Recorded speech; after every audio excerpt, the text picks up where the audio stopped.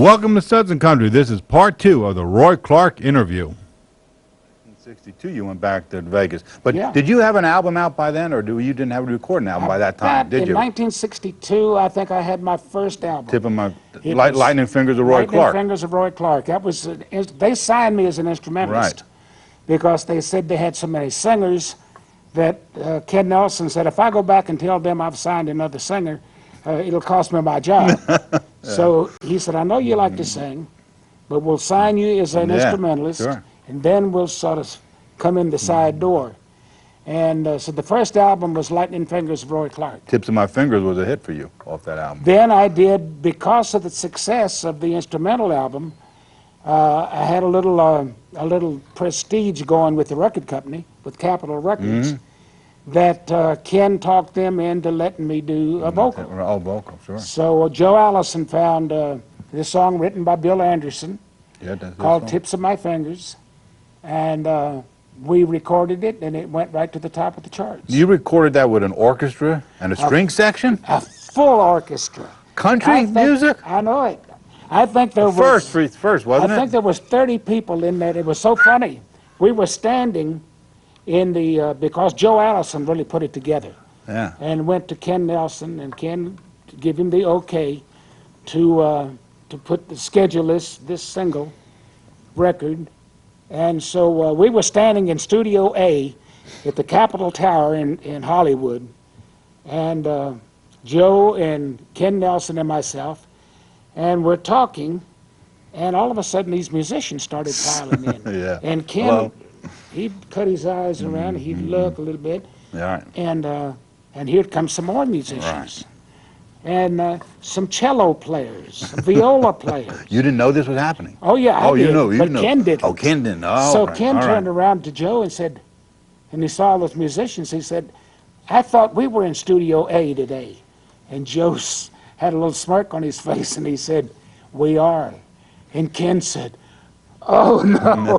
What have I done? Yeah. So Joe told Hank Levine that arranged the record, the session, he said, now I don't want you to do a practice run through. Right. I want you to tell all the musicians exactly what they're going to do.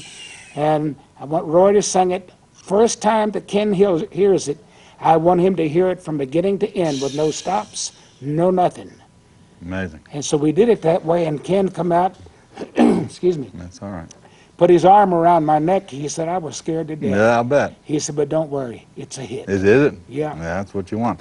Tell us about the Montreux International Jazz Festival. Well, that was quite an experience, because we went over with Barbara Mandrell, the Oak Ridge Boys, Doc Watson, and there was one other that slips my mind, and us.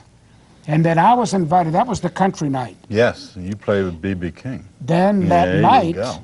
The next night was the Jazz Festival, and I was invited to play with Taj Mahal and B.B. King, and that was a kick. Yeah, bet it was. Because B.B. is a close, dear friend, and to be up there with him. In fact, he let me play Lucille. Did he? Yeah, his guitar, yeah. Oh, man.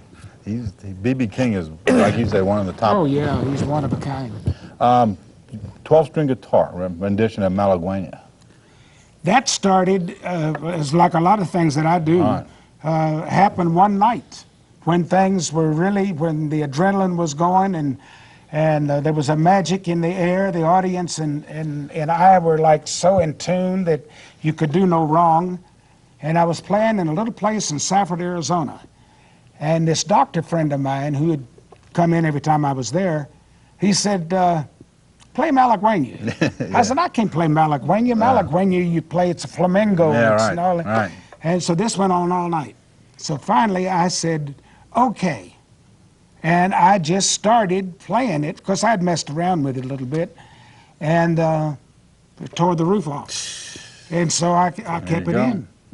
But it just happened, just stroke of luck. Now, you played with Arthur Fiedler, too. Oh, now you're talking about straight-laced. I played with a lot of symphony orchestras. Yeah. But to work with Mr. Fiedler, you go back, and the orchestra does the first half, and then there's an intermission, and then the orchestra takes the stage, and they tune up.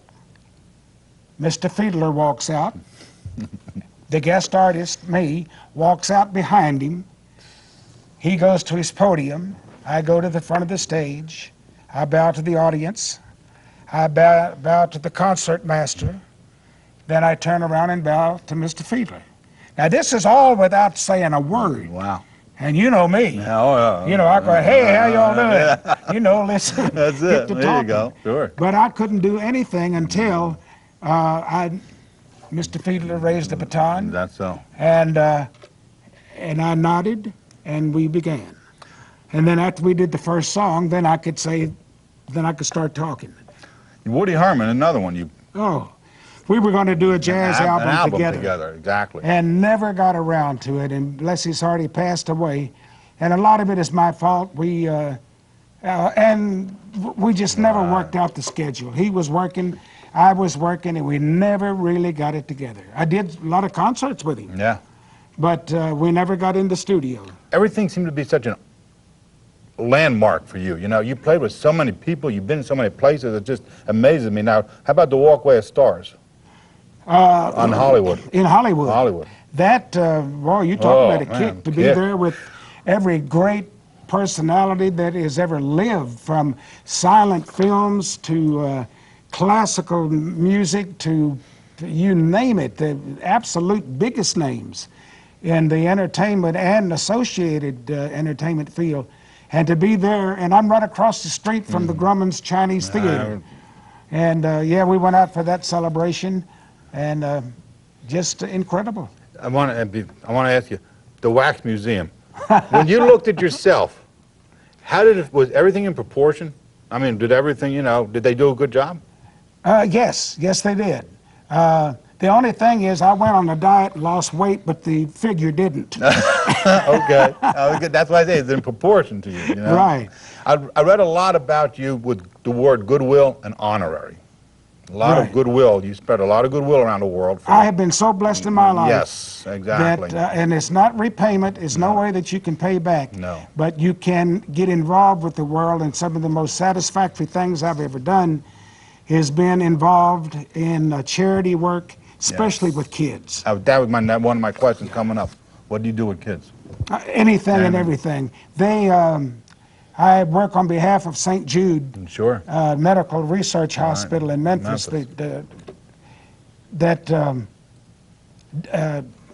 Just raising millions of dollars for them. Oh yeah, and they named a floor in my honor. Isn't that nice? Danny Thomas Right, is the sure, one who he started. Sure. And they named an entire floor in my honor in the research wing of the hospital. Amazing. How about the Oklahoma Hall of Fame, the Friends of... Well, that's great. The Virginia Hall of Fame. And Virginia's my home state. Right, Las Vegas Hall of Fame? Las Vegas Hall of Fame. Debbie Reynolds and I went in together, put our hands in the cement and everything. In fact, I was the first one in Virginia that was honored by all three branches of government. The House, the Senate, and the presidential or the judicial. Amazing. Amazing. Yeah, in the history of any entertainer. I read where facial expressions are a big part of your show. You do a lot of facial expressions in the Orange Blossom special when you played it with the fiddle. Now, your hobbies are away from music, aren't they?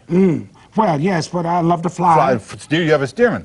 I steerman, biplane. I look like Snoopy with my There you go. white scarf. Yeah. Scarf and I flew to different engagements for 28 years. Not with steerman. Oh no, no, I'd still be on the road. I'd still be flying. Well, how big a plane have you ever flown? That I ever flew? Yeah. In the air was a DC-10. Wow. And that was going to Europe. Wow. And the pilot heard that I was knew I was on the airplane, invited me to come forward. And so when I went up there, the co-pilot had gotten up and his seat was available. They introduced me around, and we're out over the Atlantic. Yeah. And the captain said, have a seat. And so we got to talking about flying. I said a lot of the gauges in his airplane looked just like the ones in mine. Oh, yeah. So he just reached over and disengaged the autopilot and said, it's yours. No kidding. Yeah. You flew it, huh? And Not very well. It's hard to hold an airplane Well, you were over the level, ocean, though. you know, Yeah, all right. at altitude, because the air is so thin. Yeah, I'll bet. I'll bet. And had a couple of complaints from the passengers in the back. A few barf bags, maybe? Yeah. A few barf bags were put in use. Let's talk about some major awards. I just want to, before we close the show, the Minnie Pearl Humanitarian Award. That had to be an honor. Such a thrill to be associated with that lady. Her and I had the greatest love affair of all times, and my wife and her husband both knew about it. Right, right. You know, it's Yeah. because we Henry, just wasn't his mutually name loved Henry? each other. Yeah. How about the Pioneer Award back in 1997, Academy of Country Music? You know what makes that so special? One of my all-time heroes was an instigator in me getting the Pioneer Award, Gene Autry. Oh, And he was very involved in me getting that award.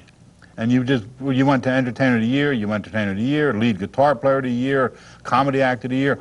Before we close the show again, how about the Gospel Quartet on Hee Haw? You got an award for that. Oh, we won How many times did the you Music get it? City Yes. News Awards. Lord, I forget how many years we won it in a row. And that was a great thrill to again work with Grandpa Jones and Buck Owens and Kenny Price. Right. And myself, and we were the quartet. And that was one of the most, and Grandpa had to really ask them to put that into the show. Did they? Wow. He said it's been a part of every country music show since the beginning.